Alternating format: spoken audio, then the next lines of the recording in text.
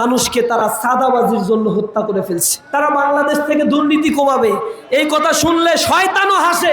জালিম যারা হয়ে উঠেছে, এই নব্য জালিমদের বাংলাদেশে আর জায়গা দেওয়া হবে না।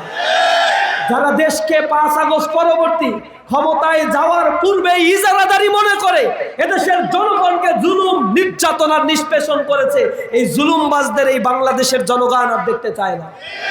ইতিমধ্যেই তারা 232 জন বনি আদমকে হত্যা করেছে, মায়ের বুক খালি করেছে, প্রকাশ্য দিবালোকে পাথর মেঘে এরপরে মানুষকে তারা সাদাবাজির জন্য হত্যা করে ফেলছে।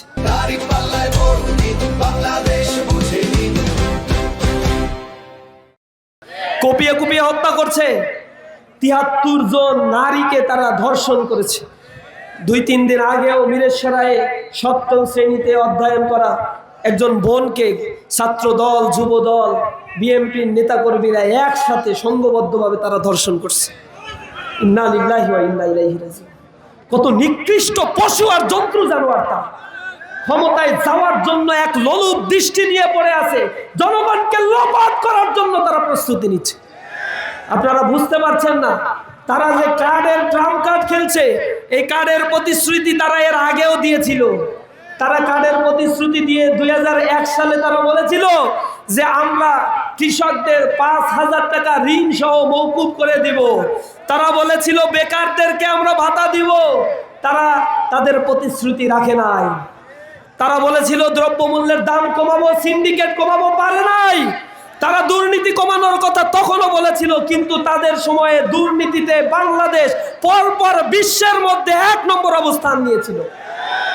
তো এখনো তারা আবার বলে দুর্নীতিতে তারা বাংলাদেশ থেকে দুর্নীতি কমাবে। এই কথা শুনলে শয়তানও হাসে, শয়তানও মিসকি হাসে যে এদের দ্বারা দুর্নীতি কমবে। এরা হাওয়া ভবন তৈরি করা ছিল, এরা দুর্নীতি কমাতে পারবে না। সুতরাং এই বাংলাদেশ কাদের কাছে নিরাপদ? জনগণ এখন বুঝে গিয়েছে। তারা বলেছিল এই বাংলাদেশে তারা দারিদ্রতা কমাবে। তাদের 10 বছরের শাসন আমলে দারিদ্র সীমা গ্রাজুয়ালি বৃদ্ধি পেয়েছে, তারা দারিদ্রতা কমাতে পারে না। টাকা বিদেশে পাচার হয়েছে, তারা এগুলো বন্ধ করতে পারে নাই। সুতরাং তারা বাংলাদেশে আসলে কিভাবে বাংলাদেশ পরিচালনা করবে তা ইতিমধ্যেই তারা দেখিয়ে দিয়েছে। সুতরাং পুরানো বন্দোবস্ত আমরা আর চাই না। এই বাংলাদেশে এখন নতুন বন্দোবস্ত হবে ইনশাআল্লাহ।